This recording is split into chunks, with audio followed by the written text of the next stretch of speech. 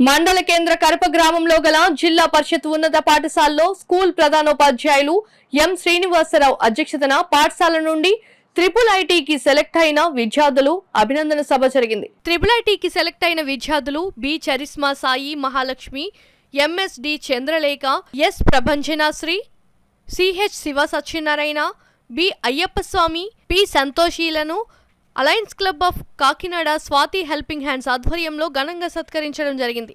ఈ కార్యక్రమానికి ముఖ్య అతిథిగా తెలుగుదేశం పార్టీ రాష్ట్ర ఆరోగ్య విభాగ కార్యనిర్వాహక కార్యదర్శి, alliance club international membership chairman doctor Chappidi Venkateswararao, విశిష్ట అతిథిగా జిల్లా గవర్నర్ వనం శ్రీనివాసరావు, గౌరవ అతిథిగా టీడీపీ కరప మండల అధ్యక్షులు దేవు వెంకన్న పాల్గొన్నారు. ఐఐటికి అర్హత సాధించిన విద్యార్థులను ముఖ్య అతిథులు చేతుల మీదుగా ఘనంగా సత్కరించి జ్ఞాపికలను అందజేయడం జరిగింది.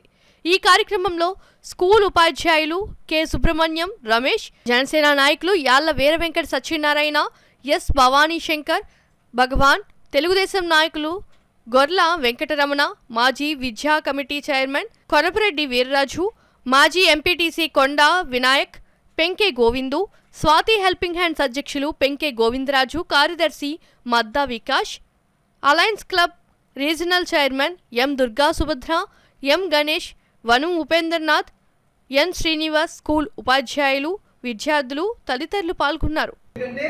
నేటి బాలలే రేపటి పౌరులు అని చెప్పి మనం ఇలా లెక్చర్ ఇవ్వడానికి కాదు, రేపు మీరందరూ కూడా అంత అందంగా ఎదిగితేనే కదా దేశానికి గౌరవం. ఫస్ట్ అవన్నీ నేర్చుకోవాల్సిన అవసరం అయితే ఉంది. అర్థమైందా మీకు? ఇంకా ఇటువంటి విషయాలు మళ్ళీ చాలా మంది చెప్తాను, ఎందుకంటే ఎక్కువ స్పీచ్ కింద ఇచ్చిన మీ అందరికి ఇబ్బంది అవుతుంది. అలాగే స్టేజ్ మీద చాలా మంది ఉన్నారు, ఇంకా మాట్లాడే వాళ్ళు ఉండొచ్చు. సో అంచేత మళ్ళీ ఎప్పుడైనా ఇంకొకసారి కలుద్దాం. నేను నిన్న పుస్తకాలు తెచ్చి ఇచ్చాను మాస్టర్కి. మన స్వాతంత్ర్య సమరంలో ఎవరైతే పార్టిసిపేట్ చేశారో వాళ్ళ యొక్క సంభాషణలు ఒక సంకలనం కింద తీసి ఒక కవి బద్రీనాథ్ అని చెప్పి తణుకు ఆయన రచించి నాకు అంటే ఇచ్చారు బుక్. అది ఆ బుక్ ఇప్పుడు మీకు కూడా ఇస్తాను. మీరు ఖాళీ ఉన్నప్పుడు ఒక్కొక్క 2 పేజీలు చదువుకుంటే ఆ సంభాషణలు ఏంటో అర్థమవుతాయి. అలాగే మాస్టర్లు కూడా ఎప్పుడైనా దాన్ని చిన్న చిన్న నాటకాల రూపంలో పిల్లలతో ఖాళీ టైంలో, అంటే నాటక కింద బయట మనం ప్రదర్శించక్కర్లేదు, ఖాళీ టైంలో వాళ్ళ స్కూల్ లోపల ఎప్పుడైనా ఒక 30 మినిట్స్ 20 మినిట్స్ అవర్ ఉన్నా సరే 5 మినిట్స్ అది మీరు ప్రాక్టికల్గా చూస్తే అప్పుడు ఆ రోజుల్లో ఏ విధంగా మాట్లాడుతున్నారు, ఏ విధంగా ఉన్నారు అనేది మీకు అవగాహన వస్తుంది. సమాజ సేవ చెయ్యాలి. మదర్ తెరిసే గురించి మీకు తెలుసు కదా, మీరు చదువుకుంటున్నారు కదా.